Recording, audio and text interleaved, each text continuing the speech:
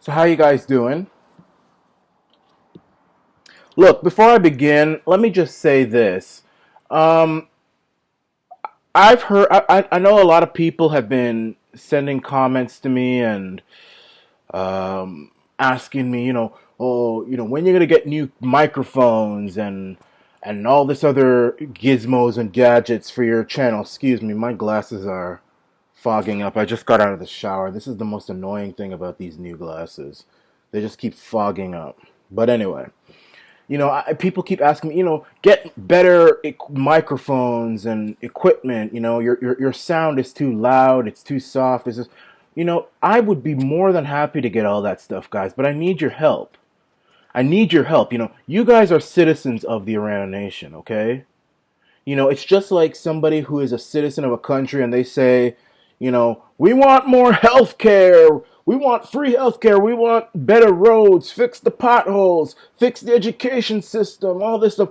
Well, I need you guys to help me do that. You guys are citizens of Iran nation, okay? And the way you can help me with that is by donating. And by the way, I want to give a big thank you to whoever it was who gave me a very large donation last night. I just saw it. It came from an anonymous person, but whoever you are, it says you live in Windsor. You are a mega patriot, dude. Whoever you are, or ma'am, dude, whoever it is. I don't know who you are, but you are a patriot. I thank you. I wish you would get yourself anonymous so I could thank you properly. But, go down to the comments section, you guys. Send me donations, even if it's $1. I know the economy is not good right now. I know Justin the tacky and mackdaddy Trudeau is tearing up the place because most of my subscribers are in Canada where I am. Damn, these glasses are irritating me right now. But anyway, I understand that. But, $1, if every one of you gave me $1, I'd have 11,000 dollars because I have 11,200 something subscribers. So you guys, let's do this so that Iran Nation can grow, expand, do better things. I want to create my own website, for crying out loud. That's been a dream of mine. So you guys have to assist me with that. But getting on to the main topic now. This election 2019 that's going to be taking place in Canada, I'm not going to be voting for anyone. I'm voting against Justin Trudeau and mackdaddy Trudeau. That's what I am doing this election time. Now, I have endorsed the Conservatives and Andrew Scheer, but I'm not necessarily voting for Andrew Scheer. I'm not wild about Andrew Scheer. I think Andrew Scheer is, and I'm not necessarily trying to attack him, but Andrew Scheer is very weak. He doesn't know how to inspire the base. I mean, you have to inspire the base if you're going to get foundations for the house. I mean, I constantly hear these politicians saying, oh, we want to just spread out beyond the base. Well, if you don't have a base, you can't build a house. And right now, your base is crumbling. The base is gone. They're off to PPC. They're off to all other places. They're gone. There's no base. Yes, you're still ahead in the polls, but you know what? I go by what online tells me. I'm a 21st century kind of guy. I don't look at polls. I look at what online is telling me. Social media. Social media told me Trump was more popular than the mainstream media was telling me. Social media is also telling me that Andrew Scheer is not as popular as the polls are telling me. Now, Justin Trudeau and mackdaddy is also not popular. He's a dead man walking. But I shouldn't. But don't count the mackdaddy out, the son of Satan. I still think he's going to win because the Conservatives are going to be playing the fool, and the base is going to also be playing the fool. But Andrew Scheer has failed the base. He has given the base ammunition against him, lots of ammunition against him, and it doesn't have to do that. I mean, for him to give so much ammunition to Bernier, who I have called a quasi-globalist. I mean, he's an economic globalist at best. He wants to have all these expanded trade deals, interprovincial trade deals. And I'm not saying I'm against trade deals, but you know how these trade deals are. We're always going to be sacrificing something for a big buck.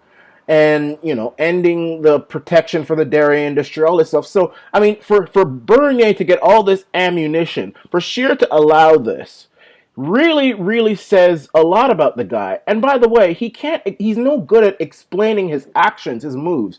Okay, he went to go see the Muslims and all this stuff. He went and had some conference with Muslim leaders. I don't think there's anything really wrong with that, to be honest with you. I mean, look, the conservatives have meetings with Zionists all the time, and they're just as dangerous than Muslims, if not more dangerous, I would say. But Scheer has a way of not being able to explain his motives properly.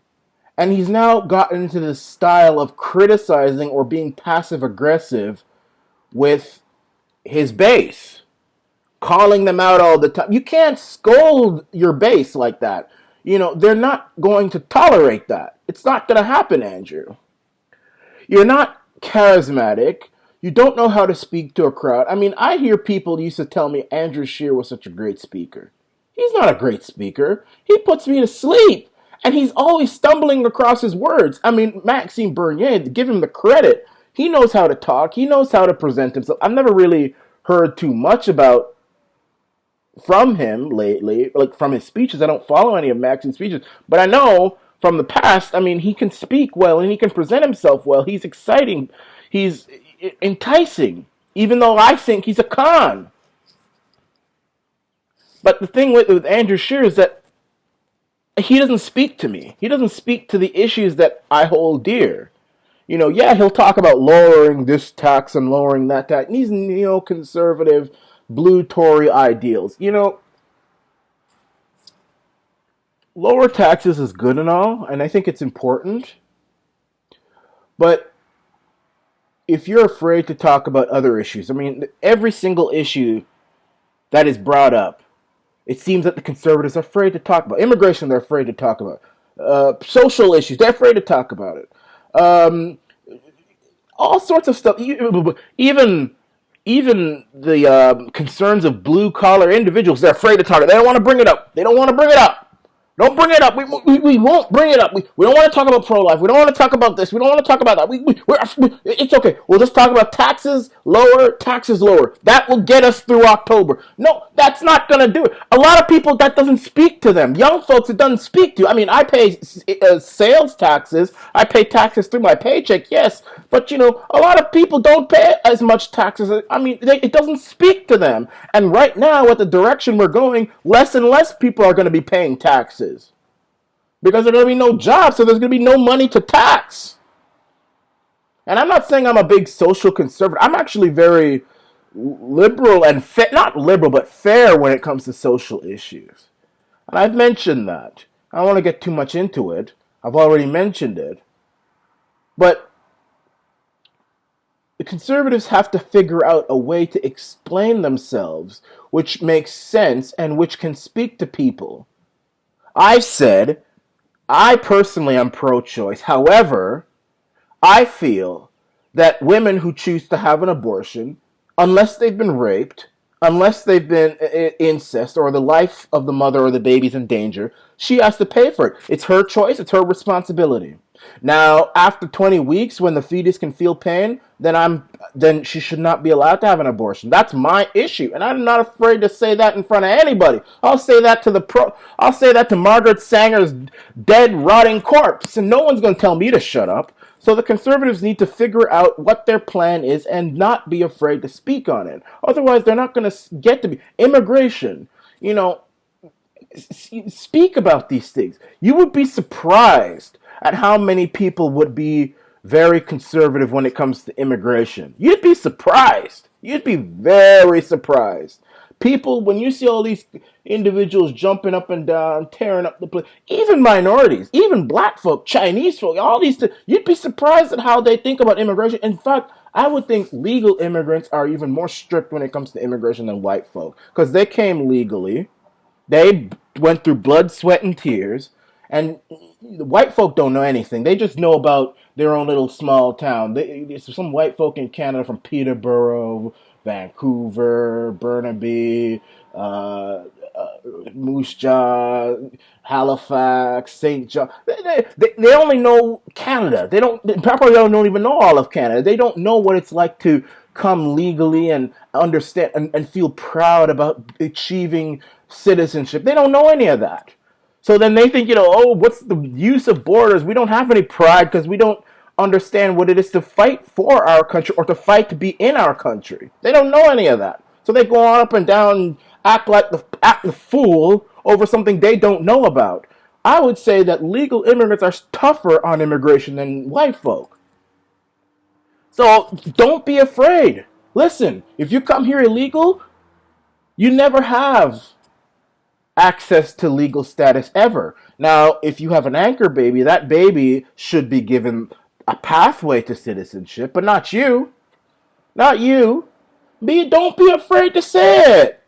And as for, the NDP, look, I'm an independent. I could vote for any party really.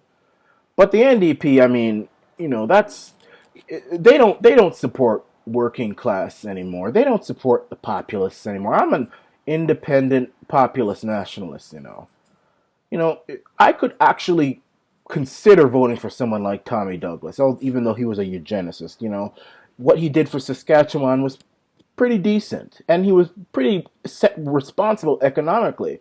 But NDP, they don't talk about those things anymore. They only talk about these far left social issues now. Same with the liberals. I can't support the liberals. Never. Tacky and mackdaddy, I've been railing against them since day one. Back when most Canadians were calling me a fool and a this and a that over not jumping up and down for Justin Tacky and mackdaddy Trudeau. The Greens, no.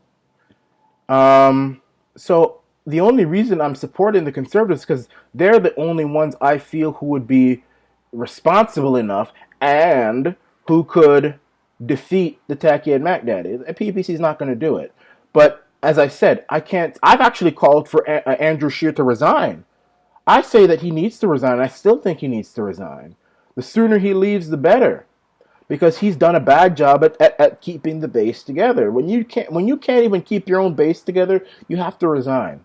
Andrew Scheer has to go. He has to resign. I mean, I don't know how anybody could even consider disagreeing with that statement. I mean, he's not doing a good job keeping his party together.